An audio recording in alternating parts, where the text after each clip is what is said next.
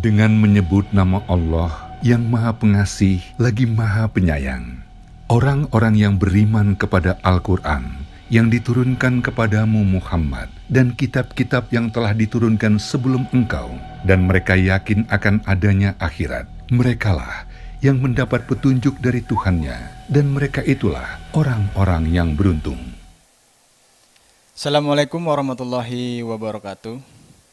Selamat pagi teman-teman sekalian, peserta Tadabbur Leadership Series yang hari ini insya Allah kita akan berbincang tentang semangat juang, semangat jihad yang dipelopori dengan fatwa jihad dari Hadarul Syekh Hasyim Asy'ari. Untuk itu sebelum kita berlanjut pada sesi selanjutnya, marilah sama-sama kita buka acara ini dengan membaca basmalah. Bismillahirrahmanirrahim. Teman-teman sekalian, good looking people, hadirin Tadabbur Leadership Series, izinkan saya Jemi Ibnu Suwardi untuk menjadi host dalam acara ini, di mana pemateri kita hari ini adalah Al-Ustadz Dr. Alwi Alatas. Lebih lanjut, saya teringat sebuah ayat yang menerangkan tentang posisi kita sebagai khalifah. Izinkan saya membacanya. A'udzubillahi minasyaitonirrajim. Bismillahirrahmanirrahim. Wa idz qala rabbuka lil malaikati inni ja'ilun fil ardi khalifah qalu ataj'alu fiha man yufsidu fiha wa yasfiku ad-dima'a wa nahnu nusabbihu bihamdika wa nuqaddisu lak qala inni a'lamu ma la ta'lamun. Artinya, ingatlah ketika Tuhanmu berfirman kepada para malaikat, sesungguhnya aku hendak menjadikan seorang khalifah di muka bumi. Mereka berkata, mengapa engkau hendak menjadikan khalifah di bumi itu? Orang yang akan membuat kerusakan padanya dan menumpahkan darah. Padahal kami senantiasa bertasbih dengan memuji engkau dan mensucikan engkau. Tuhan berfirman, sesungguhnya aku mengetahui apa yang tidak kamu ketahui. Teman-teman, good looking people, Tadabbur Leadership Series. Dari ayat ini kita bisa mentadaburi setidaknya beberapa poin. Pertama, sebagai generasi keturunan Nabi Adam alaihissalam, kita adalah pewaris beliau sebagai khalifah di muka bumi, manusia yang terbaik dibandingkan dengan generasi-generasi sebelumnya. Yang kedua, yaitu kita mesti meningkatkan tauhid kita, iman dan takwa. Kita perbanyak ibadah dan zikir seperti bertasbih kepada Allah. Kita mensucikan Allah sebagaimana yang selalu dilakukan oleh para malaikat. Yang ketiga, bekerja dengan SOP yang sudah ditetapkan oleh Allah, yaitu petunjuk kita, worldview kita, agama kita, Islam, di mana Al-Quran itulah pedoman kita. Dan yang terakhir, kita kembangkan talenta, kompetensi diri, seperti attitude, skill, dan knowledge.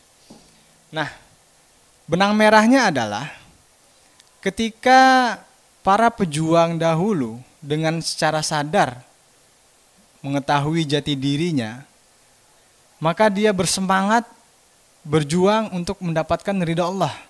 Ridha Allah inilah dalam jalan jihad fi sabilillah. Teman-teman, good looking people, Tadabbur Leadership Series, saya akan membacakan kurikulum fit dari pemateri kita pada hari ini, yakni guru kita Al-Ustadz Dr. Alwi Alatas. Beliau menyelesaikan pendidikan sarjana di Universitas Indonesia, kemudian melanjutkan pendidikan S2 dan S3 di Malaysia, lebih tepatnya di International Islamic University Malaysia, dengan program studi sejarah.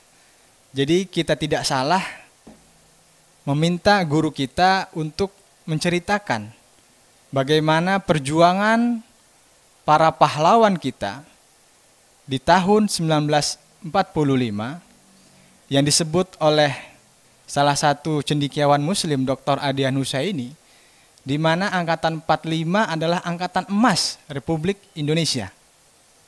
Tidak berlama lagi, tidak berpanjang lagi, kita serahkan waktu dan tempat kepada guru kita Dr. Alwi Alatas. Kepada beliau kami persilakan. Bismillahirrahmanirrahim. Assalamualaikum warahmatullahi wabarakatuh. Waalaikumsalam warahmatullahi wabarakatuh. Alhamdulillah rabbil alamin.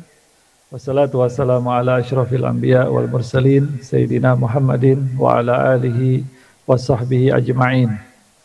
Pertama-tama kita panjatkan puji dan syukur kehadrat Allah Subhanahu wa taala.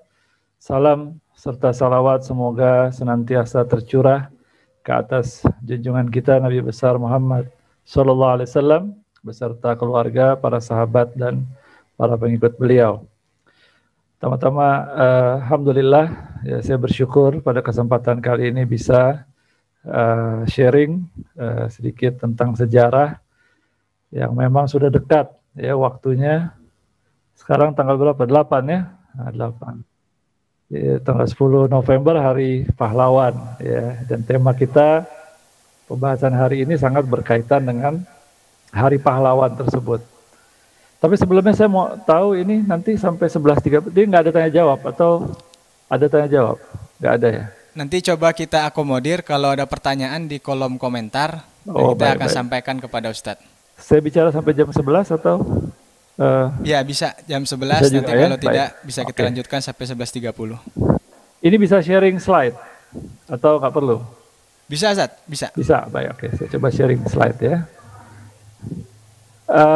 Jadi tema yang diminta kepada, kelihatan ya slide-nya ya. Nah, tema yang diminta kepada saya ini tentang fatwa jihad Kiai Haji Hasyim Asy'ari yang memang beberapa waktu belakangan ini semakin populer ya.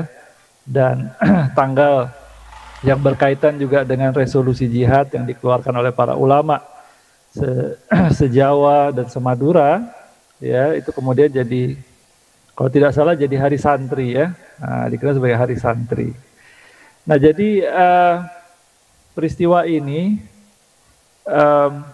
menunjukkan kepada kita bahwa sebetulnya para ulama ya di Indonesia punya peranan yang sangat besar ya, bukan hanya bagi agama tapi juga bagi negara.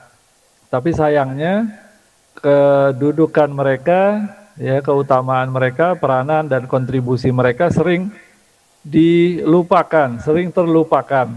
Ya, saya ingat waktu masih kecil ada salah satu orang yang saya tuakan di keluarga bercerita, dulu itu sebetulnya Indonesia merdeka itu ada peranan kaum santri ya, para ulama, tapi setelah mereka ikut memerdekakan Indonesia, ikut berjuang termasuk lewat militer dan lain-lain, mereka kemudian kebanyakan menarik diri ya, mereka tidak terus ya, yang meneruskan lebih banyak dari kalangan yang lain. Akhirnya orang banyak lupa mestinya tidak boleh dilupakan ya, yang meneruskan mestinya tidak melupakan bahwa ada peranan yang tidak kecil dari para ulama ya. Jadi ini satu hal yang penting karena memang Islam ini dari awalnya pun sudah menjadi satu kekuatan yang sebetulnya dari waktu ke waktu selalu melawan kolonial ya, kekuatan kolonial. Jadi kita akan bahas tentang fatwa jihad Kiai Haji Hasyim Asy'ari. Tentu kita mau tahu juga sebelumnya siapa sebetulnya Kiai Haji Hasyim Asy'ari ini. Kita secara umum sudah tahu, sudah sering mendengar, tapi nggak apa-apa kita refresh ya. Karena beliau adalah seorang ulama besar ya, orang alim, beliau pendiri Nahdlatul Ulama, tetapi beliau bukan hanya, boleh dikatakan bukan hanya ulamanya Nahdlatul Ulama, tapi juga diakui. Sebenarnya kita lihat nanti ya, pada akhir-akhir zaman kolonial, beliau merupakan pemimpin dari organisasi yang menggabungkan banyak ormas ya yang ada di Indonesia, dan pidato beliau ya, perkataan beliau dirujuk oleh banyak orang. Jadi beliau merupakan satu tokoh yang sangat penting. Nah, Kiai Haji Hasyim Asy'ari lahir di Jombang ya, pada bulan Rabiul Awal atau bulan April tahun 1875. Jadi beliau lahir pada akhir abad ke-19 ya, dari pasangan Kiai Asy'ari dan Nyai Halimah ya. Jadi beliau berasal dari keluarga ulama ya, ayahnya seorang ulama, kakeknya juga merupakan seorang ulama. Masing-masing ayah dan kakeknya merupakan pendiri pesantren. Ya, dan beliau sendiri Kiai Haji Hasyim Asy'ari juga nantinya mendirikan pesantren juga ya di Tebu Ireng. Jadi satu keluarga ulama. Keluarga yang dari waktu ke waktu ya mengajar di tengah umat. Saya ingat saya baca buku Reclef ketika membahas ini pada akhir abad 19 ini adalah masa mulai munculnya sekolah-sekolah modern. Tentu saja yang mengawali adalah pemerintah kolonial, ya, pemerintah kolonial bikin sekolah-sekolah, tapi yang boleh menyertakan juga masyarakat pribumi. Tapi yang dikasih kesempatan tentu saja elit-elit pribumi. Dan elit pribumi yang diberi kesempatan itu dari kalangan priai, ya, pejabat-pejabat, keluarga bangsawan, mereka boleh mengirim anak-anaknya belajar di sekolah-sekolah tersebut. Jumlahnya masih sangat terbatas. Nantinya pada abad 20, sejalan dengan munculnya politik etis, semakin banyak sekolah-sekolah bermunculan, ya, semakin banyak orang yang bisa bersekolah. Tapi tentu saja lembaga pendidikannya adalah lembaga pendidikan sekuler. Dan jumlah orang yang bersekolah di lembaga-lembaga ini jumlahnya sangat kecil dibanding keseluruhan populasi penduduk Indonesia. Persentasenya sangat kecil, apalagi yang kuliah. Yang kuliah 0,0 sekian persen kalau tidak salah ya. Jumlahnya sangat kecil. Tapi ada yang menarik, Reclef mengatakan di bukunya itu ya, Sejarah Indonesia Modern ya, sejak tahun 1200, dia menulis di luar sekolah-sekolah ini sebetulnya pesantren punya peranan yang besar dalam membangun literasi di tengah masyarakat. Memang literasinya itu bukan huruf-huruf Latin yang dipelajari ya, belajarnya huruf bahasa Arab atau Arab Melayu. Nah, tapi mereka yang belajar di pondok-pondok pesantren yang jumlahnya cukup besar ya, mereka belajar, mereka jadi terbuka, tidak lagi buta huruf, mereka bisa membaca, mereka memiliki ilmu. Ya. Jadi pesantren punya peranan yang sangat penting sebetulnya dalam membangun pendidikan, dalam sistem pendidikan. Ya, bahkan sebelum muncul sekolah-sekolah modern, pesantren-pesantren ini sudah mendidik umat, bahkan sejak masa yang lama. Ya, nggak usah bicara abad 19. Sejak masa sebelumnya pun tradisi itu sudah berjalan sejak awal Islam masuk di Indonesia. Ya, boleh dikatakan sudah ada pesantren dulu mungkin, tapi karena kebanyakan nggak dicatat ya, dan mungkin tidak semuanya berlanjut sampai sekarang, tapi nanti berpindah, ada yang jadi pesantren lain dan seterusnya. Nah, selain itu ya, jadi beliau merupakan dari keluarga pondok ya, dari keluarga ulama ya, yang dari waktu ke waktu menyambungkan sanad keilmuan. Mereka belajar ilmu dari guru-guru mereka, baik yang ada di Nusantara maupun yang ada di Timur Tengah, karena mereka belajar juga ke sana. Nanti Kiai Hasyim Asy'ari juga belajar juga ke Timur Tengah, belajar juga ya, dapat dari ilmu dari para ulama di sana, kemudian dibawa pulang ke Indonesia. Nah,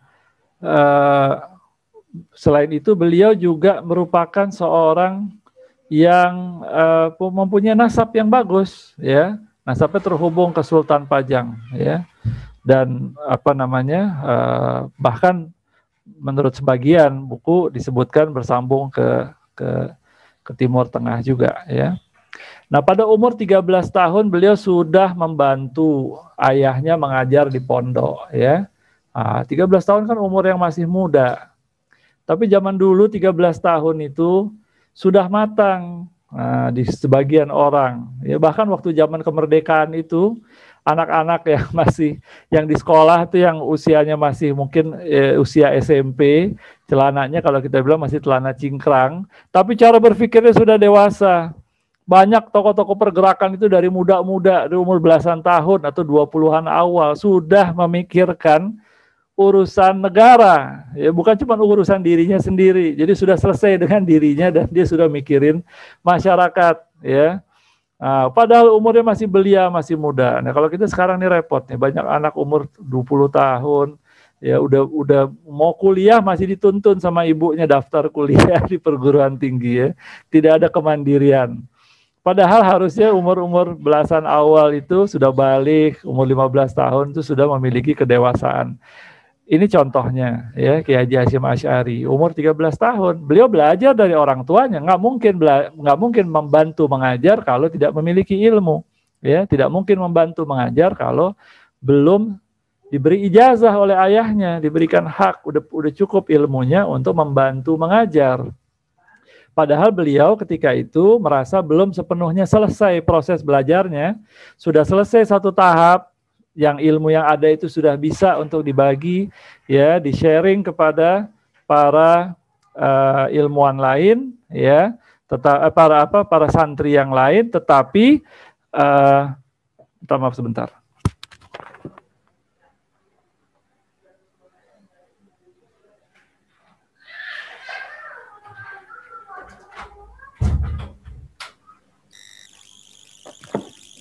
Minta maaf terpotong, ya.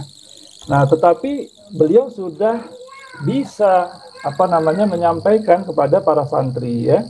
Nah, umur 15 tahun beliau melanjutkan lagi studinya.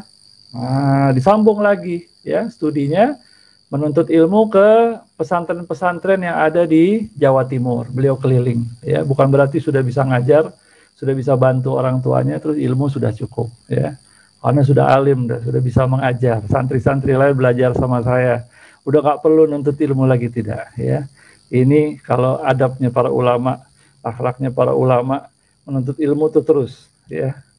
Nah, beliau 15 tahun keliling, ya, ke beberapa pesantren di Jawa Timur. Ketika umur 21 tahun beliau dinikahkan, maksudnya diambil mantu oleh salah seorang guru beliau, Kiai Yakub di Sidoarjo, ya, dengan putrinya bernama Nyai Nafisa. Setelah itu beliau dengan istrinya berangkat pergi haji, ya, ke Mekah, tinggal di sana 7 bulan, tetapi di sana istri dengan anaknya meninggal.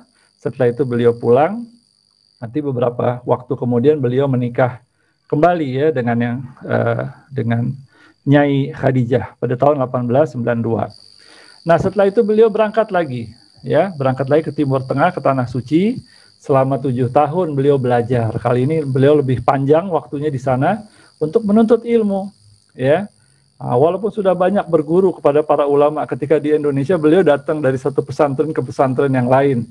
Karena orangnya cerdas, ya, cepat menyerap ilmu, beliau belajar dalam waktu yang tidak terlalu lama dari seorang ulama. Kemudian beliau pindah kepada ulama yang lain, ke pesantren yang lain menuntut ilmu.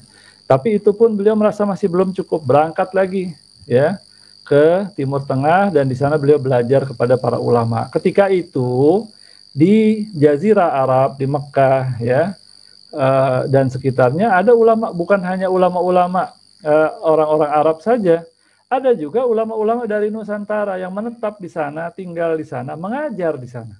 Mereka dulunya belajar di sana sampai taraf ilmu tertentu, tapi punya hak mengajar.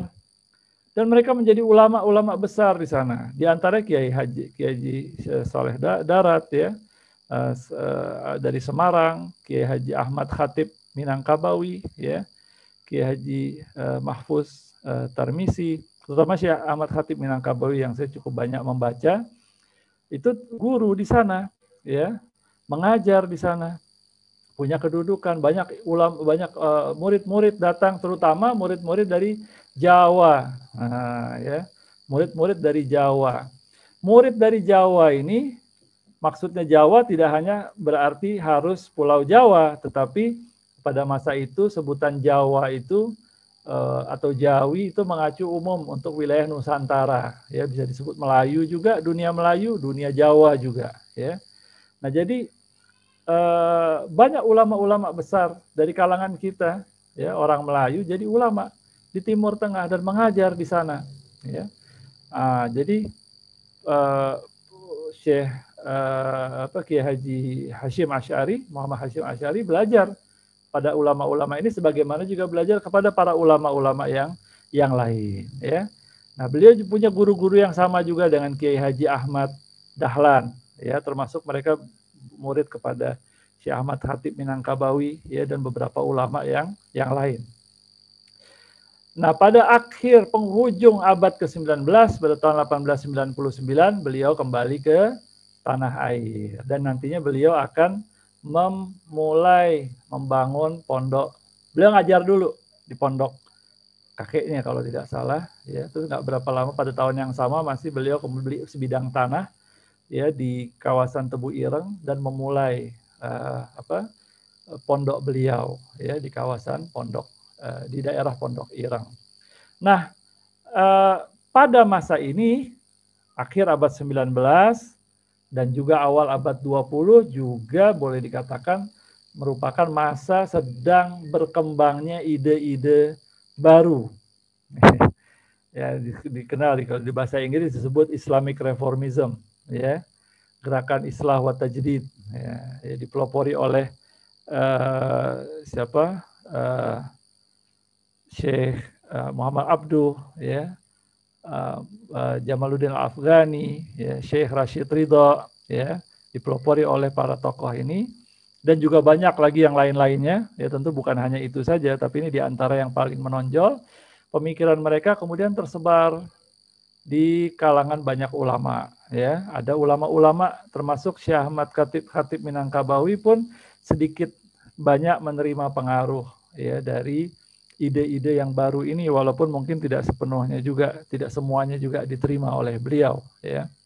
Nah, masuk pula ide-ide ini melalui majalah-majalah, melalui orang yang belajar di Timur Tengah, ya. Ide-ide ini kemudian masuk juga ke negeri kita, ke Indonesia, menjadi satu semangat untuk memperbaharui keadaan masyarakat, ya, memperbaharui nilai-nilai keagamaan. Dan ini nanti mendorong munculnya beberapa organisasi modern, Islam modern yang ada di Indonesia seperti Muhammadiyah, ya, dan beberapa yang lain. Tetapi Kiai Haji Hashim Asy'ari itu tentu juga mendengar, ya, mengetahui tentang adanya ide-ide baru ini, tetapi beliau lebih cenderung untuk mempertahankan, ya, nilai-nilai tradisi yang sudah ada di tengah masyarakat Indonesia, tradisi Islam maksudnya, ya, bukan tradisi jahil. Dan ada beberapa ide yang beliau tidak sepenuhnya tidak disetujui oleh beliau, seperti misalnya di kalangan modernis mereka tidak menganjurkan mazhab atau malah cenderung menganjurkan tidak bermazhab, tetapi Kiai Haji Hashim Asy'ari dan banyak guru-gurunya dan juga murid-muridnya berpandangan bahwa mazhab tetap diperlukan karena kita sampainya ilmu kita ini kepada Rasulullah melalui jalur sanad, melalui jalur para ulama-ulama di mazhab yang 4. Nah, khususnya di Indonesia yang mayoritas adalah mazhab Syafi'i.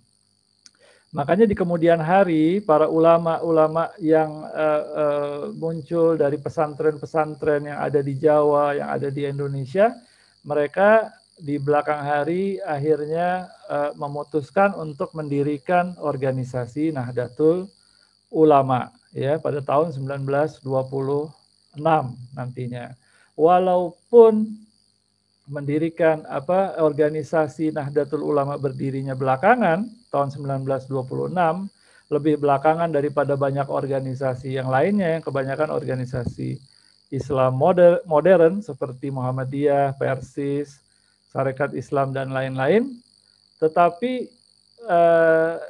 nilai-nilainya, ya, praktek agama dan keagamaannya sebetulnya lebih tua daripada organisasi-organisasi yang ada, karena mereka berakar dari pesantren, ya. Dan mereka mempertahankan, mendirikan organisasi tadi dalam rangka mempertahankan apa yang sudah dijalankan selama ini, disebarluaskan melalui pondok-pondok pesantren, ya. Nah, beliau pulang tahun 1899, mengajar sebentar di tempat keluarganya, dan setelah itu beliau mendirikan pondok pesantren, ya, sendiri di Tebu Ireng. Beliau memulai dari jumlah yang sedikit. Nah, ini para ulama dulu, masya Allah, ya. Mereka nggak cari popularitas, nggak cari apa namanya. Saya kadang-kadang malu sendiri nih. Saya baru ngeh nih sekarang, kelihatannya langsung masuk di YouTube, ya. Padahal saya ini siapa? Ini bukan ulama tapi ngomong di apa namanya, ilmunya sedikit sebetulnya, ya.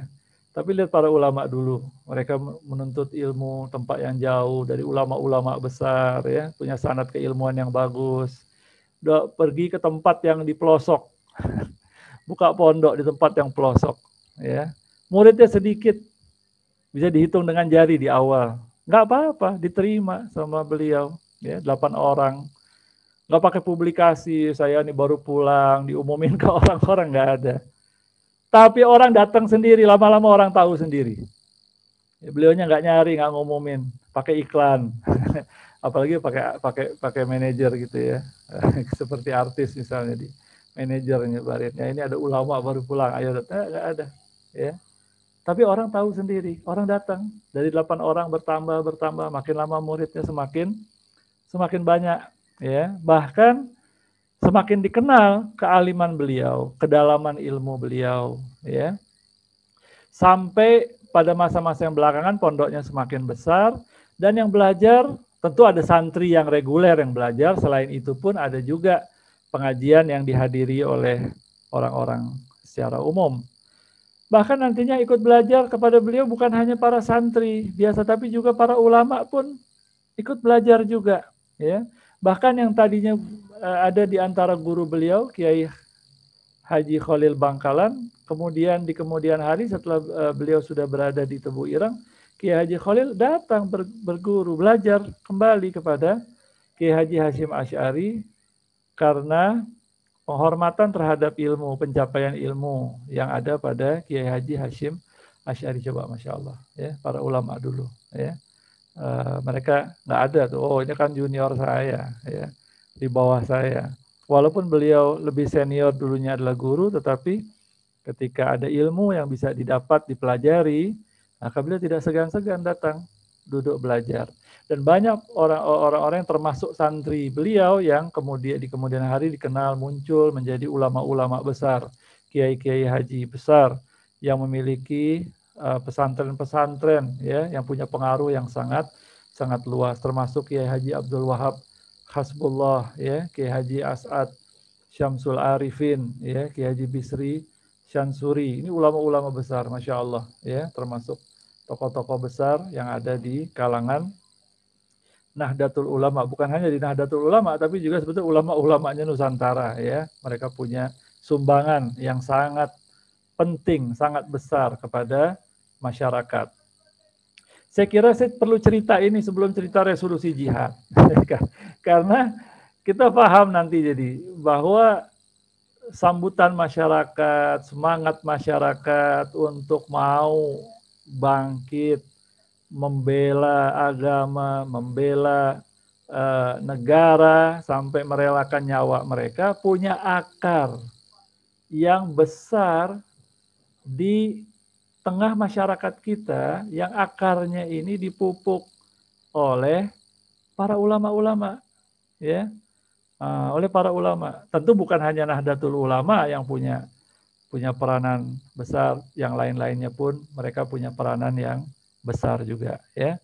Tapi para ulama inilah yang memupuk, ya, yang merawat, ya, masyarakat, menyampaikan ilmunya kepada masyarakat, yang di kemudian hari dari berkah ilmu inilah mereka siap, ya, bahkan walaupun nyawa mereka harus melayang, ketika disampaikan bahwa wajib membela kemerdekaan, jangan sampai Indonesia dijajah lagi, maka mereka pun berbondong-bondong ya datang ke Surabaya untuk melawan ya Inggris ketika itu ya. Nah, beliau boleh dikatakan merupakan guru para kiai di eranya. Banyak pengaruhnya kepada orang-orang. Bahkan juga saya sempat baca di satu tulisan, Tan Malaka pun sempat datang juga ke Tebu Ireng semalaman aja kalau di situ saya baca ya. Semalaman ya, mungkin mendengar atau mungkin berdialog dengan Ki Haji Hashim Asy'ari ya pada tahun 45, beberapa bulan setelah kemerdekaan ya. Nah, pada tahun 1926 berdirilah Nahdlatul Ulama dan Kiai Haji Hashim Asy'ari diminta menjadi pimpinan dari Nahdlatul Ulama. Ya, sejak itu dibukalah cabang-cabang Nahdlatul Ulama di berbagai daerah, terutama di Pulau Jawa, tapi juga ada di daerah lain pun muncul juga ya. Di Jakarta kalau tidak salah dibantu juga oleh Habib Ali Kuitang ya, pembukaan cabang Nahdlatul Ulama di Jakarta beberapa tahun setelah tahun 1926 ya. Pada tahun 1937 ketika berdiri MIAI, Majelis Islam A'la Indonesia, jadi pada akhir era Belanda, ormas-ormas Islam yang ada, sempat juga ada friksi ya pada masa-masa yang awal, misalnya di antara NU dan Muhammadiyah. Tetapi pada masa-masa berikutnya ada keinginan, ada hasrat, ada kemauan dari organisasi-organisasi Islam yang ada ini untuk bekerja sama, ya, untuk bersatu. Maka mereka pun berhimpun di dalam satu organisasi Majelis Islam A'la Indonesia yang nantinya akan berubah menjadi merupakan cikal bakal Masyumi. Ya. Nah, di organisasi ini biar bagaimanapun Nahdlatul Ulama merupakan organisasi yang besar ya, yang ada di Indonesia, dan Kiai Haji Hashim Asy'ari adalah seorang ulama yang punya otoritas yang sangat kuat ya di kalangan masyarakat, di tengah masyarakat. Maka beliau diminta, termasuk juga anak beliau Kiai Haji Wahid Hashim ikut diminta menjadi pimpinan di dalam MIAI ya. Nah, ketika nantinya berdiri Masyumi, Kiai Haji Hashim menjadi ketua Majelis Syuro Masyumi.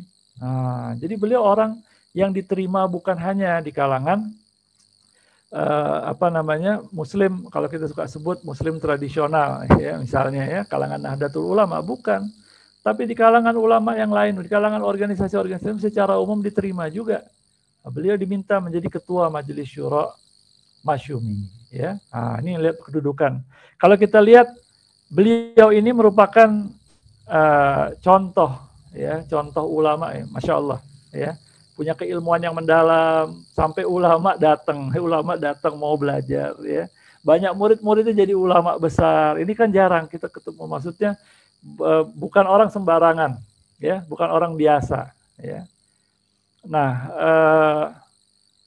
saya sendiri termasuk orang yang merasa kadang-kadang saya jadi murid bukan murid yang terlalu ideal juga, guru juga bukan guru yang terlalu ideal. Kalau baca para ulama ini, Masya Allah mereka ya, kesabarannya dalam menuntut ilmu, kesabarannya dalam mengajar, keberkahan ilmunya ya. Nah, ini menghasilkan banyak ulama-ulama besar dan punya otoritas yang didengar ya, yang didengar oleh masyarakat luas ya. Nah, ini banyak orang-orang seperti ini sebetulnya dari dulu sampai sekarang pun saya kira masih ada. Ya, nggak kedengeran, ya nggak pernah, mungkin nggak pernah muncul di koran, ya, karena orangnya tawadu. Tapi orang tahu, masyarakat setempat tahu, ya. Saya pernah dengar kisah, tapi saya nggak cerita deh. Intinya ada kejadian yang akhirnya satu santri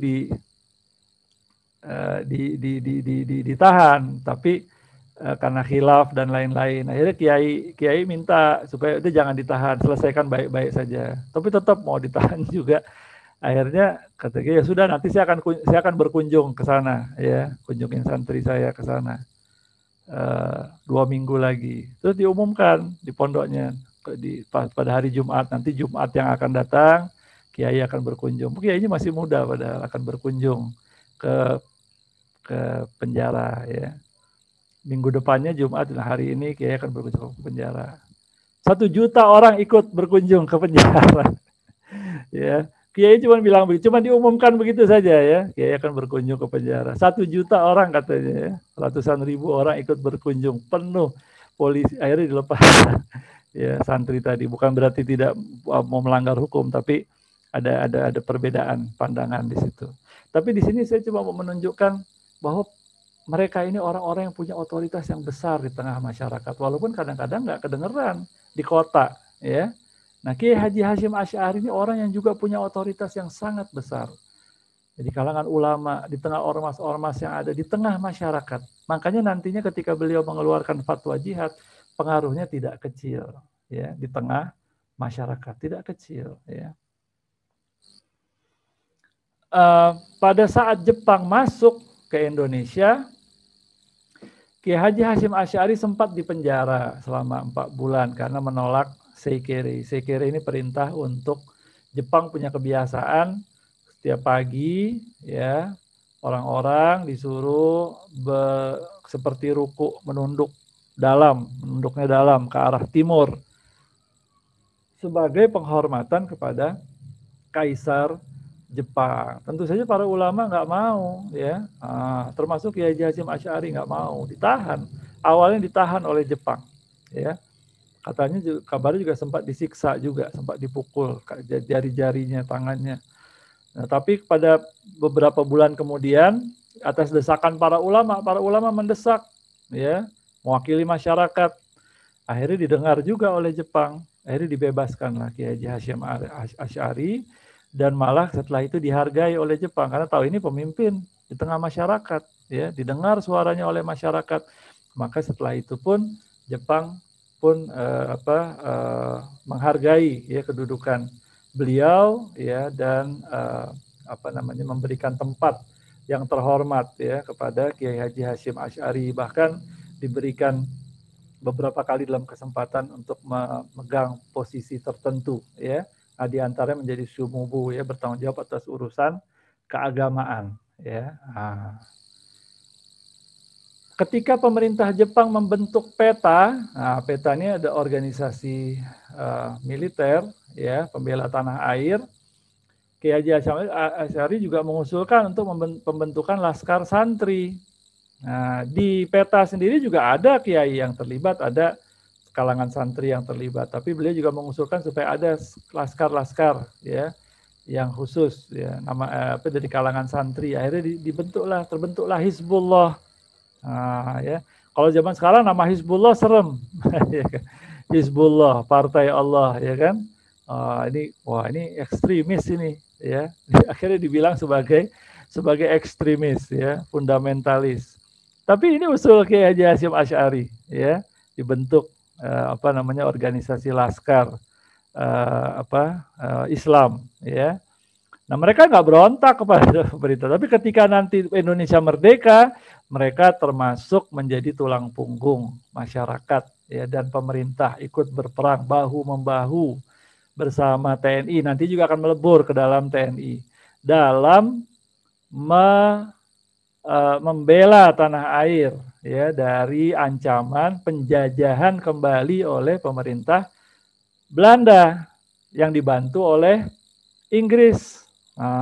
Ya, Hizbullah, ada juga Sabilillah. Nah, ini organisasi berdiri pada November tahun 1944, ya. Nah, jadi lihat para ulama, mereka bikin organisasi bukan berarti mau unjuk kekuatan, bukan. Karena perlu ada orang, ya, dari kalangan santri juga perlu yang disiapkan secara kemampuan militer kalau sewaktu-waktu diperlukan, dan memang nantinya ternyata betul-betul diperlukan, ya. Coba kalau Indonesia merdeka nggak ada satupun yang punya kemampuan militer, ya, walaupun mungkin nggak hebat-hebat banget senjatanya, mereka bisa tahu cara membela diri, tahu cara mempertahankan diri, kan. Kalau nggak ada kan lebih susah lagi, ya, lebih berat lagi. Nah, mereka akhirnya punya peranan ketika Indonesia merdeka, mereka termasuk yang berperang ya melawan tentara musuh ya. Nah, semua ini menjadi pengantar bagi munculnya apa yang dikenal di dalam sejarah sebagai resolusi jihad ya, atau fatwa jihad ya, fatwa jihad. Kalau zaman sekarang jihad ini biasanya dianggap serem, tapi memang betul ada sebagian kalangan kaum muslimin yang kadang-kadang terlalu ekstrim ya, terlalu keras ya dalam menggunakan ya ajaran jihad. Kadang-kadang muslim sendiri jadi takut sama mereka. Nah, sementara yang ini dibimbing oleh para ulama secara langsung ya. Dan memang untuk mendukung pemerintah yang sah ya. Nah, pada tanggal 17 Agustus 1945 seperti yang kita sudah ketahui, ketika Jepang sudah kalah perang, sementara sekutu belum masuk ke Indonesia, mereka mau masuk lagi, Belanda mau menguasai lagi Indonesia. Nah, ketika itu Indonesia dalam keadaan kosong kekuasaan, Indonesia mengumumkan kemerdekaan, memproklamasikan kemerdekaan, dipimpin oleh Soekarno dan Hatta ya. Tak lama setelah itu terdengar kabar bahwa Belanda dibantu Inggris akan masuk dan menguasai kembali Indonesia. Ketika itu kan Jepang kalah perang. Sebagai pihak yang kalah perang, Jepang diperintah oleh sekutu tidak boleh, harus menjaga status quo. Jangan diubah status yang ada di Indonesia, di negeri-negeri yang mereka kuasai sampai sekutu datang. Nanti yang nentuin sekutu. Nah, mereka mau masuk, sebetulnya Belanda mau nguasain lagi, ya. Mereka siap-siap masuk ke Malaysia, masuk Singapura, masuk ke Indonesia dan ke daerah-daerah yang lain. Belanda mau masuk minta dibantu sama Inggris karena memimpin, di antara yang memimpin dalam Perang Dunia Kedua, ya. Maka perlahan-lahan mereka berusaha untuk menguasai kembali Indonesia. Bahkan sebelum tentara sekutu masuk, ya tanggal 19 September ya 45 itu udah ada sekumpulan orang Belanda ya, mereka menguasai Hotel Yamato, kemudian ditaruh bendera Belanda ya, merah putih biru di atas Hotel Yamato. Hotel Yamato ini dulunya hotel Oranye ya, Hotel Oranye zaman Belanda itu jadi Hotel Yamato. Marah orang-orang melihat ada bendera Belanda. Ini siapa nih Belanda? Orang pasang bendera Belanda. Akhirnya terjadi negosiasi, terjadi ketegangan, sampai terjadi konflik. Akhirnya sebagian pemuda, ini di Surabaya ya, sebagian pemuda naik ke atas, dan bendera itu diturunkan, dirobek birunya, merah putihnya dinaikkan lagi ke atas. Ini jadi insiden awal ya. Nah, tetapi nanti beberapa waktu kemudian akan terjadi insiden yang lebih besar dengan Inggris ya. Nah, pada masa-masa yang kurang lebih sama, ya, ada informasi yang menyebutkan Bung Karno kan posisi berat kan gini, ini pemerintahan baru, ya. Jangan bayangkan ketika itu udah mantep, udah mapan, punya pemerintahan di semua wilayah, enggak, baru berdiri. Waktu proklamasi itu kan belum ada presidennya, ya kan, belum ada presiden, belum ada wakil presiden, diputuskan setelah itu, ya. Terus bikin kabinet. Terus juga nggak semua tokoh sepakat, ada juga yang nggak setuju, Soekarno dan Hatta yang mimpin. Kenapa? Karena mereka kan dituduh sama sekutu sebagai kolaborator Jepang. Nanti sekutu nggak dukung, sekutu yang menang perang. Lalu sekutu nggak dukung, gimana kita bisa dapat pengakuan internasional? Tokoh seperti Syahrir nggak setuju, Soekarno dan Hatta yang mimpin langsung. Ya, akhirnya sempat dibikinlah sistemnya menjadi dengan Perdana Menteri. Ya, nah, Syahrir sempat menjadi Perdana Menteri. Nah, jadi legitimasi itu diperlukan dari masyarakat. Sementara Indonesia yang luas itu, kabar kemerdekaan pun bukannya hari itu diproklamasikan semua daerah di Indonesia langsung tahu. Ya, kadang perlu waktu untuk sampai ke daerah-daerah tertentu, tapi kebanyakan daerah mendukung kemerdekaan Indonesia itu. Nah, Soekarno sebagai pemimpin, sebagai kepala negara, perlu dukungan masyarakat. perlu legitimasi atas kepemimpinannya. Apalagi mau menghadapi musuh yang datang. Musuhnya kuat lagi. Pemenang Perang Dunia II. Indonesia ikut Perang Dunia II aja enggak. Kena imbasnya aja. Ya. Nah, jadi menghadapi musuh yang berat, pemenang Perang Dunia II, Indonesia perlu dukungan internasional. Sebelum dapat dukungan internasional, perlu dapat dukungan yang solid dari masyarakat Indonesia sendiri. Pemerintahnya harus legitim, harus didukung sama masyarakatnya. Dari mana mau memastikan masyarakat semuanya mendukung, apalagi ada ancaman dari luar, apakah harus siap masyarakat untuk membantu? Kan TNI-nya juga baru terbentuk ketika dalam proses pembentukan, ya. Mau perang lawan musuh, gimana kalau nggak didukung sama masyarakat? Dari mana bisa didapat dukungan masyarakat ini? Nah, diantaranya Presiden Soekarno berpaling juga kepada para ulama, mengirim utusan kepada Kiai Haji Hasyim Asy'ari minta fatwa tentang bagaimana sikap warga negara ketika menghadapi musuh yang akan datang menjajah kembali. Ya, nah ini ada yang mengatakan begitu, ya. Ada latar belakang permintaan kepada konsultasi kepada Kiai Haji Hasyim Asy'ari terkait dengan kondisi yang ada, yang kemudian menjadi salah satu latar belakang munculnya fatwa jihad, ya. Maka pada tanggal 17 September 1945 Kiai Haji Hasyim Asy'ari mengeluarkan fatwa jihad yang terdiri dari 3 poin, ya. Yang pertama, hukumnya ini jadi agak jauh sebelum perang Surabaya. Kiai Haji Hasyim sudah mengeluarkan fatwa, ya. Hukumnya memerangi orang kafir, ya, yang merintangi kemerdekaan kita sekarang ini adalah fardu ain. Ya. Keluar fatwa, ya, bahwa memerangi orang kafir yang merintangi kemerdekaan kita sekarang hukumnya adalah fardu ain bagi tiap-tiap orang Islam yang mungkin, ya, meskipun orang yang fakir. Yang mungkin maksudnya yang ketika satu kota diserang misalnya, dia tempatnya memungkinkan untuk ikut membela. Nah, kalau yang kejauhan tentu enggak. Misalnya yang diserang Surabaya dulu atau beberapa kota dulu, ada daerah yang di pelosok jauh, dia nggak mungkin untuk sana, dia nggak terkena, ya, kewajiban. Tapi kalau yang mungkin dia untuk ikut membela, dia wajib, ya, untuk ikut memberikan pembelaan. Hukumnya orang yang meninggal dalam peperangan melawan Nika, melawan penjajah, ya, Belanda ataupun melawan Inggris, serta komplotannya adalah mati syahid. Kalaupun dalam membela mati terbunuh, mati syahid insya Allah.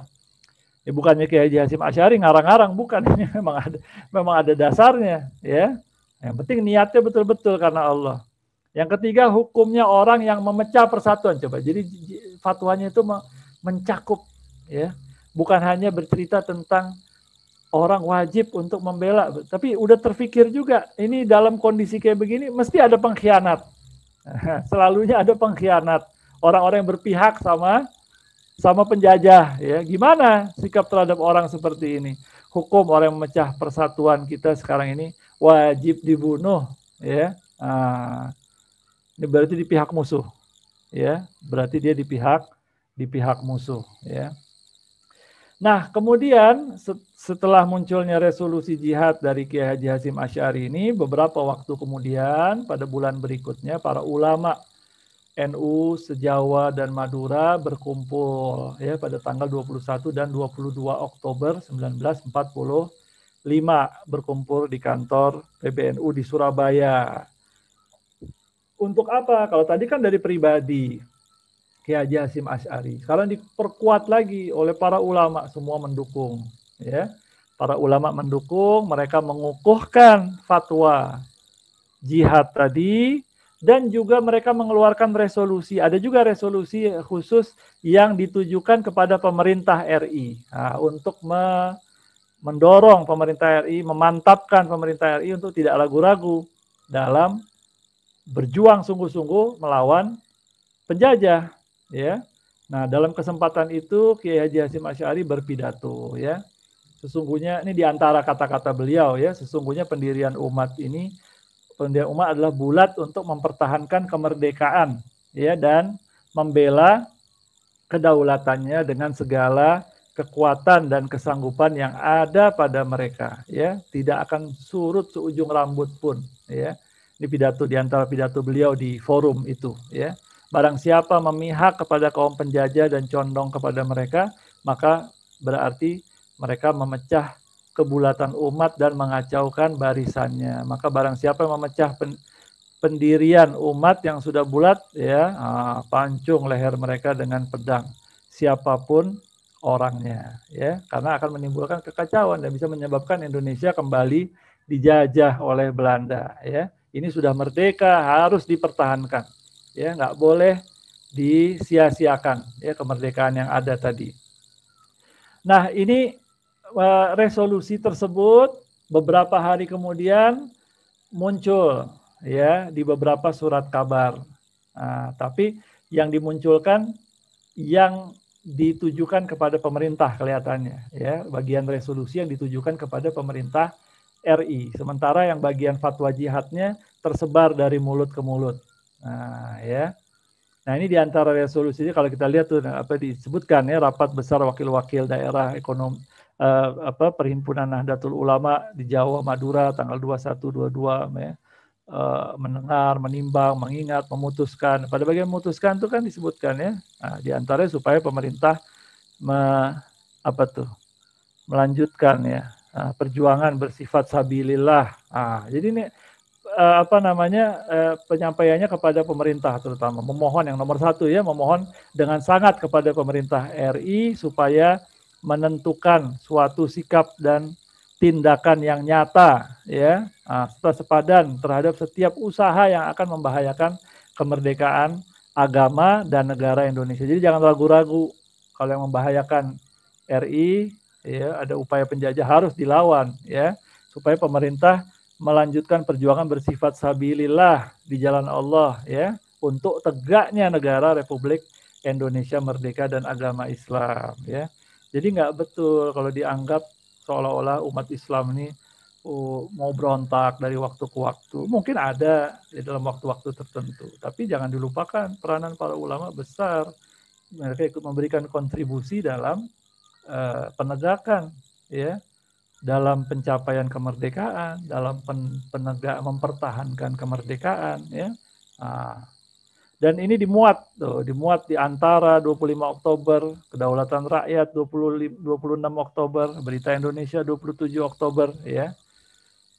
Dan pada saat yang hampir bersamaan mulai terjadi konflik yang serius yang nantinya menuju kepada pertempuran Surabaya itu. Nah, ini jadi pertempuran pengantar ini, ya.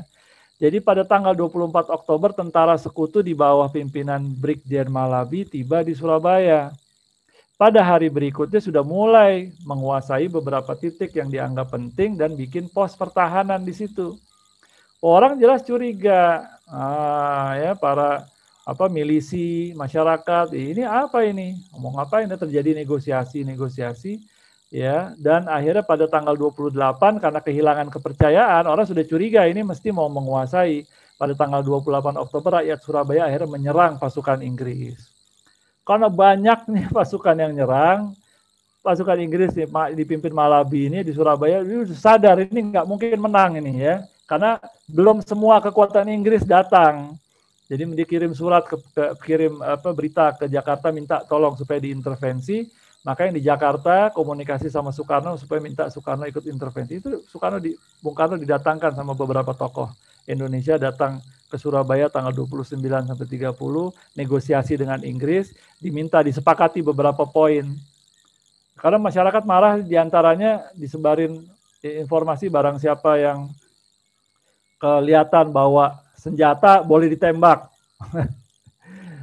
Kan marah masyarakat, loh, ini siapa kok kita suruh serahin senjata, kalau kita bawa senjata boleh ditembak, ya, marah mereka. Jadi itu minta dihapuskan, nggak ada lagi hal seperti itu.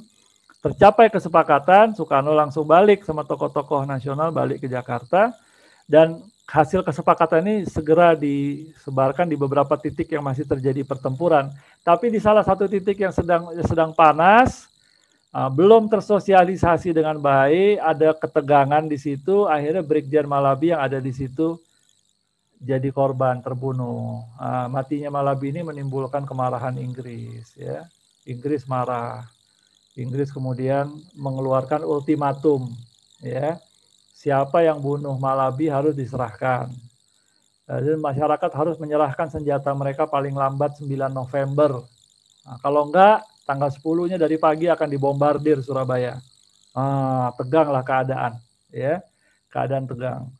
Masyarakat Surabaya nggak mau, ya, suruh nyerahkan ini. Mereka sudah bertekad akan bela, apalagi sudah ada fatwa dari para ulama, ya, untuk mempertahankan diri, nggak boleh menyerah kepada penjajah. Jadi di situ banyak muncullah tokoh-tokoh seperti Bung Tomo. Bung Tomo ini orang yang dekat dengan Kiai Haji Hasyim Asy'ari, ya. Dengan beberapa kiai juga seperti Kiai Haji Abbas Jamil, Kiai Haji Amin Sepuh, ya. Beliau berpidato. Saya beberapa waktu yang lalu saya dengerin pidatonya di YouTube, ya. Merinding juga saya. Saya dengerin pidato itu. Jadi memang sangat menyentuh, ya. Beliau memang orang yang pandai, termasuk yang sangat menonjol dalam pidato, ya. Tapi juga ada nilai-nilai santrinya. Ditutup dengan takbir, Allahu Akbar. Kalau sekarang takbir suka disindir, ya, diledekin. Padahal ini dulu salah satu media perjuangan bertakbir, ya, untuk menghadapi penjajah. Nah, beliau antaranya mengatakan ribuan rakyat yang kelaparan, telanjang dan dihina oleh kolonialis akan menjalankan revolusi ini. Kita kaum ekstremis, bahkan beliau bilang begitu. Maksudnya kamu seolah-olah mau mengatakan kamu mau nuduh kami ekstremis, nggak apa-apa, biarin kami kaum ekstremis, ya.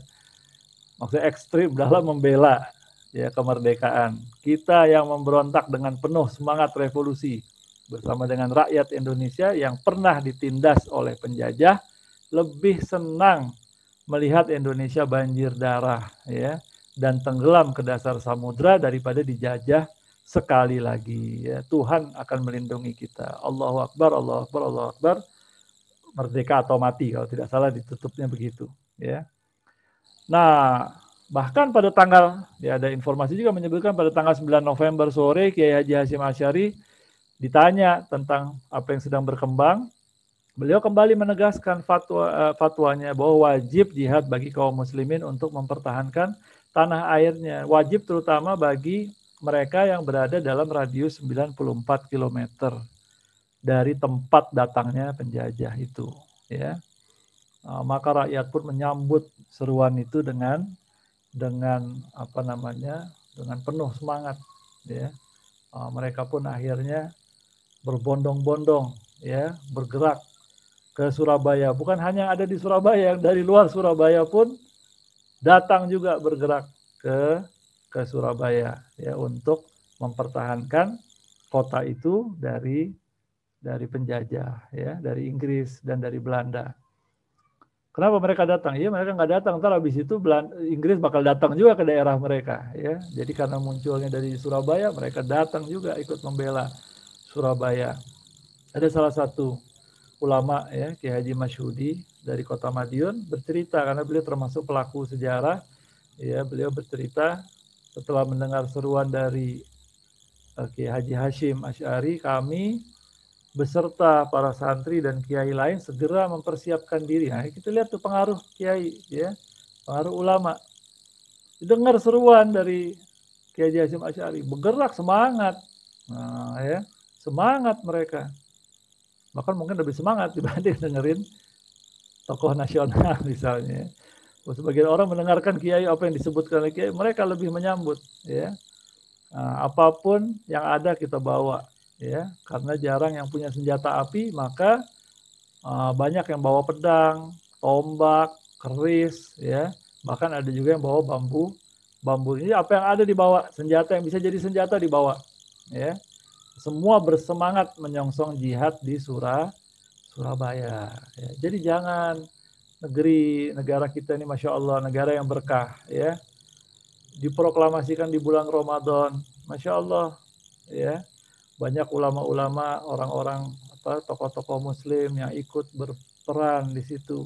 Bahkan tokoh nasionalis, kalau kita sebut tokoh nasionalis sekulernya pun sebetulnya muslim juga, banyak yang muslim, ya.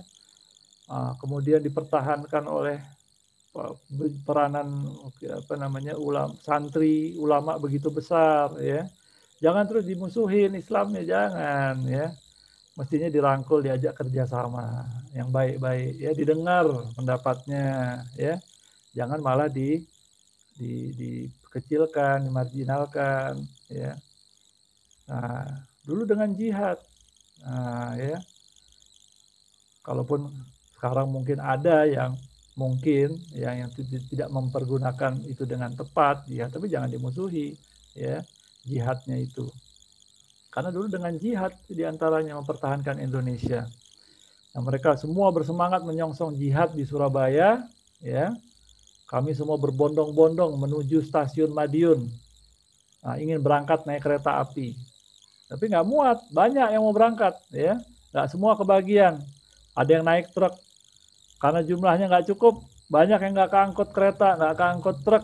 Akhirnya bagaimana? Nangis. Tuh, bayangkan, pengen mati syahid aja antre, kata beliau. Ya, mau mati syahid. Kan itu resikonya lebih besar mati daripada menang. Ya, musuhnya pakai senjata hebat. Menang perang dunia 2. Ini mau perang ngadepin mereka ini pakai bambu runcing, pakai tombak, ya pakai pedang, ya. Ibaratnya baru mau maju, ya, sudah ditembak mati. Ini kan resiko matinya lebih besar. Ada yang nggak bisa berangkat nangis, ya, karena nggak bisa ikut berangkat. Ya, sebagian lagi naik berangkat jalan kaki. Nah, ada juga yang berangkat jalan kaki untuk menyambut seruan. Coba bayangkan, ya, semangatnya mereka itu mendengar seruan, ajakan untuk berjihad, ya, membela kemerdekaan Indonesia. Maka kemudian pada puncaknya terjadilah pertempuran Surabaya pada tanggal 10 November, ya. Nah, Inggris karena diminta untuk menyerahkan pembunuh Malabi, nggak ada kabar. Kemudian diminta untuk menyerahkan, suruh datang bawa bendera putih, nyerahin senjata, nggak ada yang mau nyerahin senjata. Maka karena sudah diultimatum pada tanggal 10 November dibombardir oleh Inggris. Tapi Surabaya nggak diem, mereka melawan sekuat mereka, ya. Dan jumlah mereka banyak. Inggris memperkirakan Surabaya akan jatuh dalam 3 hari. Tapi 3 hari nggak jatuh kota itu, ya. Pertempuran berlanjut sampai 3 minggu, ya, sampai 3 minggu. Walaupun akhirnya Surabaya jatuh juga ke tangan Inggris, terpaksalah orang-orang yang masih ada menarik diri, bergerilya. Mereka tidak menyerah, mereka tetap melawan secara bergerilya, ya. Jadi dan peristiwa itu sendiri bukannya tanpa dampak, bukan tanpa efek. Dikenal, beritanya sampai ke luar negeri, ya, diketahui umum dan dikritik juga Inggris karena brutal, ya, melakukan dengan senjata yang canggih, menembaki masyarakat, ya kan, banyak korban yang berjatuhan di Surabaya, dikecam juga oleh dunia internasional, kedengeran informasinya sampai keluar, ya. Nah, ini diantara beritanya, tapi bunyinya kurang enak buat kita, ya. Ini di New York Times, ya, kalau nggak salah tanggal 20 November, sebulan lebih, ya, setelah itu, ya. Beritanya Muslim fanatics fight in Surabaya. Dari dulu mereka udah bilang begitu, Muslim fanatik, ya, biarin aja nggak apa-apa, ya.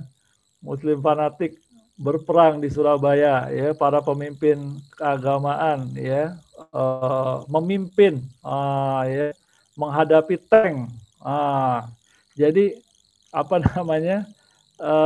Mereka dengar itu bahwa ada peran para ulama, peran para tokoh-tokoh agama di belakang keberanian masyarakat, ya, di belakang semangat masyarakat dalam menghadapi penjajah. Coba kalau yang mimpin bukan ulama, ya, nggak kedengeran ada nilai-nilai keagamaan, tapi masyarakatnya berjuang habis-habisan melawan penjajah, ntar nggak disebut fanatik.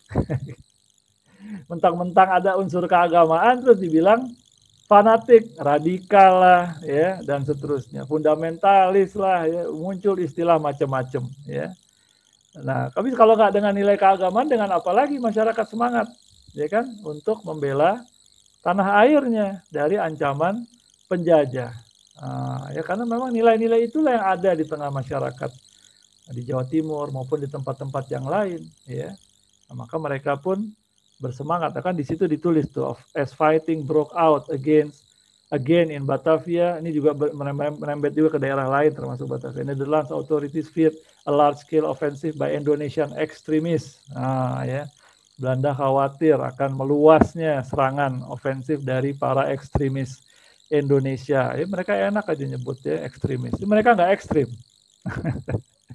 Apakah mereka tidak apa namanya seolah-olah mereka saja yang hero gitu, dari kita nggak bisa ada hero ya.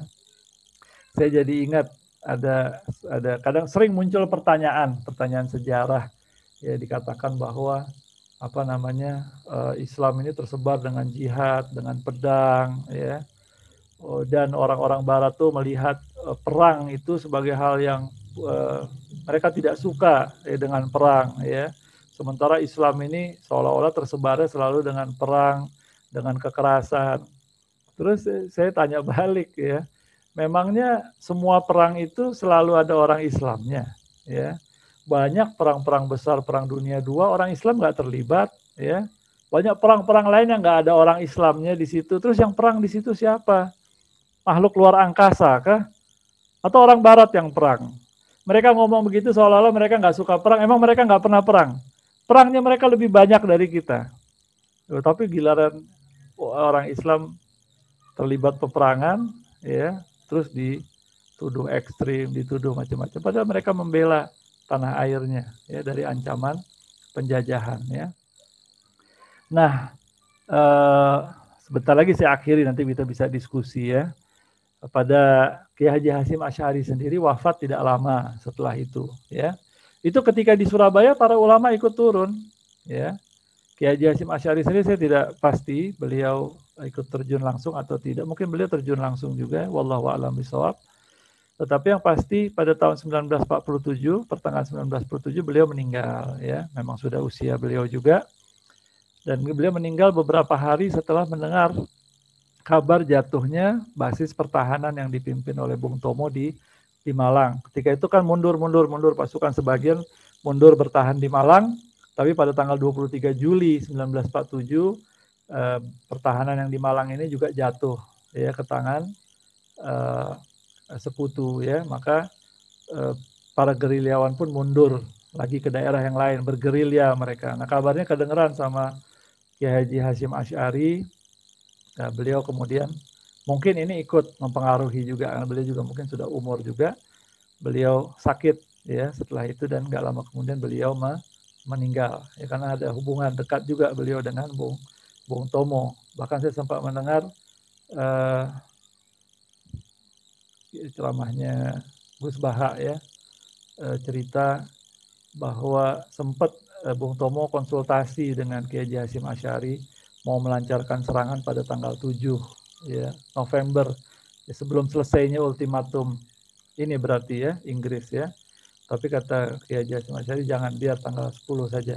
Karena ada ulama yang mau ikut datang ke situ nanti untuk membantu. Ya, wallahu a'lam bishawab. Kurang lebih itu yang bisa saya sampaikan ya. Mudah-mudahan ini cukup jelas ya, dan memberikan semangat kepada kita berkenaan dengan sejarah ya, salah satu bagian sejarah yang penting ya. Dan pertempuran Surabaya itu jadi pertempuran yang boleh dikatakan terbesar pada masa revolusi, karena itu 10 November akhirnya dikenal sebagai hari pahlawan ya, hari pahlawan. Nah, karena itu teruslah para pahlawan itu supaya dihargai terus di Indonesia ya. Yang mana pahlawan ini banyak diantaranya juga adalah dari kalangan santri, ya, kalangan ulama.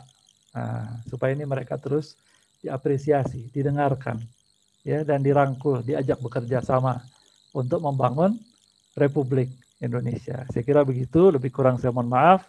Wabillahi taufiq wal hidayah. Assalamualaikum warahmatullahi wabarakatuh. Masya Allah, kita begitu banyak mendapatkan pencerahan dari guru kita Al-Ustadz Dr. Alwi Alatas tentang bagaimana perjuangan kemerdekaan Republik Indonesia yang disemangati dengan keluarnya fatwa jihad dari Hadratus Syekh Hasyim Asy'ari. Bagi teman-teman good looking people yang sedang menyimak tontonan ini di YouTube, bisa memberikan pertanyaan atau ada yang penasaran bisa menuliskan di kolom komentar di YouTube channel AQL Center. Nah, sambil menunggu pertanyaan, Ustadz, ada satu ungkapan yang sering saya dengar bahwa kalau tidak salah mungkin Buya Hamka yang menyebut, sejatinya sejarah Indonesia adalah sejarah Islam. Karena dari ujung Aceh sampai ujung Papua, di situ tertumpah darah para syuhada. Kalau kita melihat sekarang ada upaya seolah-olah ingin menegasikan atau bahkan ingin menghilangkan nilai-nilai historis perjuangan Islam di dalam perjuangan kemerdekaan Republik Indonesia. Kira-kira bagaimana menanggapi hal itu, Ustaz? Ya, betul memang ya bahwa nggak mungkin sebetulnya peranan Islam, peranan umat Islam itu dinegasikan ya di Indonesia, karena Islam inilah yang menyatukan sebetulnya ya wilayah Indonesia, karena agama yang paling banyak dianut adalah agama Islam ya, nilai-nilai yang mengikat masyarakat itu juga terutamanya adalah nilai-nilai Islam. Bahkan kalau bicara Pancasila, saya ingat dulu, ini berkaitan juga sebenarnya dengan yang ditanyakan ya. Saya ingat sejak masih kecil, sejak masih belajar di sekolah dulu kan diberikan penataran tentang berkaitan dengan Pancasila. Seperti kita nggak pernah dengar gitu ada nilai-nilai Islam di situ ya, umum aja yang ditanamkan di situ. Dan sempat ada kesan bahwa yang Pancasilais itu umumnya bukan dari kalangan Muslim. Ya, dan kalau yang Islam seolah-olah sering kalinya berseberangan dengan Islam, dengan Pancasila. Nah, ini kan jadi masalah. Dan jadi dari pemerintah seolah-olah menanamkan seperti itu, memberikan kesan seperti itu. Akhirnya dari umat Islamnya pun menganggap begitu juga. Mereka pun melihat Pancasila ini togut dan seterusnya. Akhirnya memusuhi Pancasila. Tapi belakangan saya banyak belajar kepada orang-orang yang lebih banyak ilmunya ya, termasuk dokter, termasuk guru saya juga, Dr. Adian Husaini ya, dan juga yang lain-lain. Saya baru lebih terbuka. Dr. Adian diantaranya juga banyak belajar kepada Prof. Wan Muhammad Nur dari Malaysia, pada gurunya lagi Prof. Naqib Al-Attas, yang banyak mengkaji dari unsur bahasa, masuknya terminologi Islam ke dalam khazanah di tengah-tengah masyarakat Melayu ya, di Nusantara. Dan kalau kita perhatikan betul juga di dalam Pancasila itu banyak terminologi Islam masuk, kata-kata kunci ya kan, ada musyawarah, syura ya, kemudian apa namanya, ada hikmah, adil ya, itu kan kata-kata kunci di dalam Islam ya. Esa itu sendiri walaupun bukan bahasa Arab tetapi digunakan oleh para ulama ya Melayu pada masa dahulu untuk menggambarkan tauhid. Nah, jadi nggak lepas sebetulnya nilai-nilai agama di situ, nilai-nilai Islam. Nah, jadi saya kira ini harusnya kita semua mengambil pelajaran ya. Indonesia ini bisa besar kalau mereka saling menghargai, termasuk menghargai apa yang sudah dibangun oleh orang-orang terdahulu. Nah, di antaranya yang tidak kecil peranannya adalah para ulama ya dan kaum muslimin. Nah, saya kira begitu ya. Nah, ini penting untuk kalau enggak begitu nanti akan yang bikin jadi tegang ya, jadi apa namanya, berpotensi menimbulkan perpecahan dan seterusnya karena kurang atau tidak dihargainya hal-hal ini. Saya kira begitu. Ya. Tadi Ustadz sempat memaparkan data-data yang menarik di mana dalam hal ini kolonialisme penjajah sudah menggunakan diksi-diksi yang buruk terhadap bentuk perjuangan Republik Indonesia. Tapi dalam satu narasi yang dalam fatwa jihad itu menyebut bahwa mesti dihukum pancung orang-orang yang menggembosi perjuangan ini. Jadi kalau kita lihat, seolah-olah orang menyebut 300 tahun Republik ini dijajah, tapi tidak tersekularkan. setelah merdeka justru kita tersekularkan. Jadi kesannya semangat juang itu sebelum kita merdeka itu betul-betul Islam mewarnainya. Tapi setelah kita merdeka malah Islam itu seperti ingin dihindari. Bagaimana itu, Ustaz? Ya, ini bagus pertanyaannya nih, ya. Susah jawabnya tapi. Ya, jadi yang pertama ya, kok bisa dijajah sekian lama tapi kok tetap bertahan kayak begitu? Ya, orang tetap bersemangat ya membela agama dan seterusnya. Nah, ini peranan para ulama lagi-lagi ya, peranan para ulama. Jadi walaupun kita dijajah, tapi mereka tidak berhenti berdakwah. Memang dari sisi politik, dari sisi militer, kaum muslimin nggak punya kekuasaan. Tetapi penjajah Belanda sendiri kan dia tidak terlalu care sebetulnya dengan agama, ya. Dia cuma pengennya dapat keuntungan ekonomi itu saja, ya. Jadi para ulama ya sudah, yang penting jangan diganggu dakwahnya umat Islam, ya, taklimnya, pelajaran agama. Ya, mereka terus menyebarkan, ya, menyebarkan ilmu tengah masyarakat. Jadi walaupun dalam kondisi dijajah, Islamnya tidak hilang. Islam tetap tersebar, tetap punya akar di tengah masyarakat, ya. Nah, kok bisa sekarang malah kita setelah merdeka malah kelihatannya kok lebih, nggak tahu lah, saya nggak punya data statistik lebih parah atau enggak atau tidak ya, saya nggak berani bilang juga ya.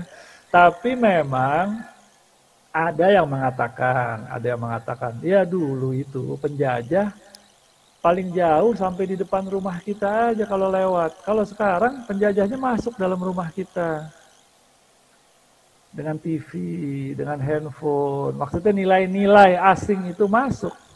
Kita kasih lagi, kita beliin anak kita. Masya Allah.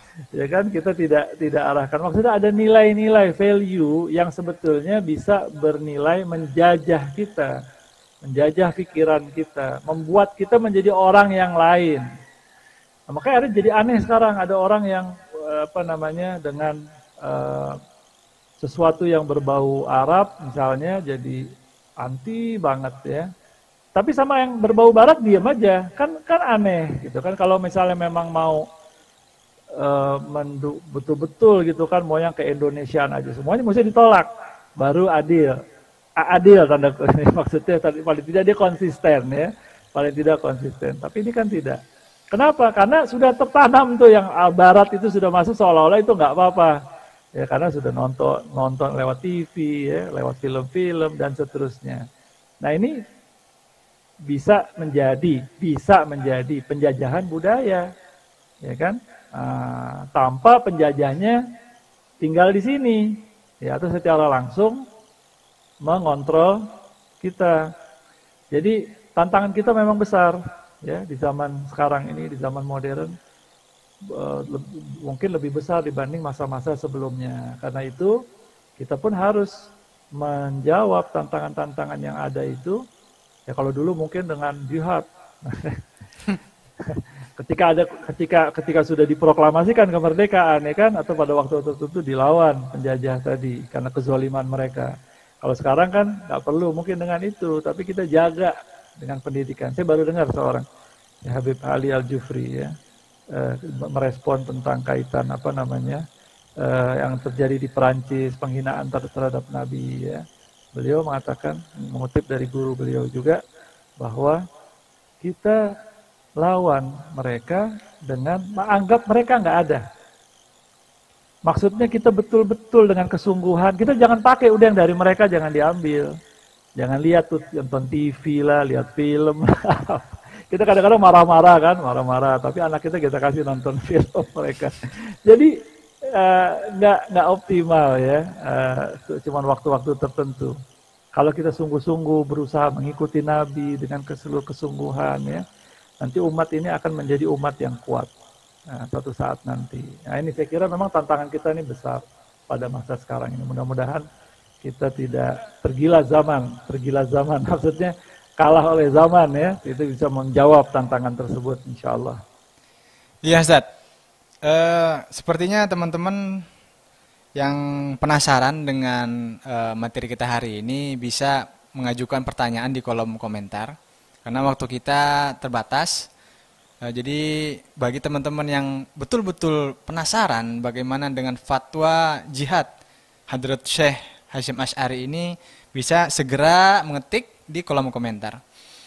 Nah Ustadz, tadi Ustadz sempat menyinggung bagaimana peran ulama dan peran pesantren. Saya teringat bagaimana Buya Muhammad Natsir dalam sebuah buku menulis bahwa pesantren adalah pertahanan mental terakhir dalam perjuangan kemerdekaan Republik Indonesia. Nah, kalau kita komparasikan dengan sekarang, apakah nilai-nilai pesantren itu tergerus dengan modernisasi sehingga seolah-olah nilai keislaman itu tidak memiliki efek dominan seperti zaman dahulu? Itu bagaimana, Ustaz? Boleh diulang bagian terakhir? Iya, nilai-nilai Islam yang dulu itu dimotori oleh pesantren di era kontemporer ini, apakah lebih tergerus dengan nilai-nilai modernisasi ketimbang Islam itu bisa mendominasi secara pemikiran maupun budaya? Ya, baik. Tentu seperti saya katakan, setiap zaman ada tantangannya tersendiri ya. Dan pada zaman dahulu, alhamdulillah kita punya pesantren juga, bukan berarti tidak ada tantangan pada masa itu ya. Maka biasa pesantren selalu dianggap kumuh, kotor, ya kan, dan seterusnya. Tapi sekarang pesantren lebih bersih, ya kan, lebih maju. Banyak orang modern, orang kota juga ngirim anaknya ke pesantren. Itu sisi positif pada masa sekarang. Setiap zaman tentu ada tantangan sendiri, dan saya percaya para ulama mereka akan bisa ya menjawab tantangan ini ya. Nah, dan betul memang kalau dikatakan dulu pesantren itu menjadi basis ya masyarakat ya dalam mempertahankan nilai-nilai mereka di tengah penjajahan. Bahkan mereka nanti ikut berkontribusi dalam kemerdekaan di Indonesia. Nah sekarang ini apakah tergerus? Nah ini susah juga, ini mesti diteliti ya. Apakah ada, mungkin ada di tempat-tempat tertentu ya. Nah, selalu ada kan yang seperti itu kan. Nah di antara tantangan tergerus itu mungkin yang saya kira penting juga diperhatikan oleh masyarakat sekarang ini adalah masuknya nilai-nilai yang, karena kan pesantren ini kebanyakan ya, mereka keutamaan pesantren adalah mereka berpegang pada turos, pada tradisi lama. Oh ini Masya Allah, itu kekayaan yang sangat besar yang dimiliki oleh umat Islam, yang saya kira memang tidak boleh ditinggalkan ya. Tulisan-tulisan, karya-karya para ulama dulu yang terus bersambung sampai Rasulullah SAW, ini harus terus dikaji, dipelajari ya, dikuasai oleh para santri. Tetapi mungkin juga yang jadi tantangan sekarang ini adalah banyak hal-hal baru di tengah masyarakat ya. Pemikiran, terutama tantangan pemikiran yang sifatnya baru dengan kosakata baru yang mungkin tidak secara langsung dikuasai oleh mereka yang mendalami khazanah salaf ya, ulama-ulama terdahulu ya. Nah, mereka perlu juga, ada juga perlu orang-orang yang para ulamanya, bukan santri, para ulamanya yang mendalami ya, misalnya tantangan pemikiran liberal ya, tantangan pemikiran feminisme.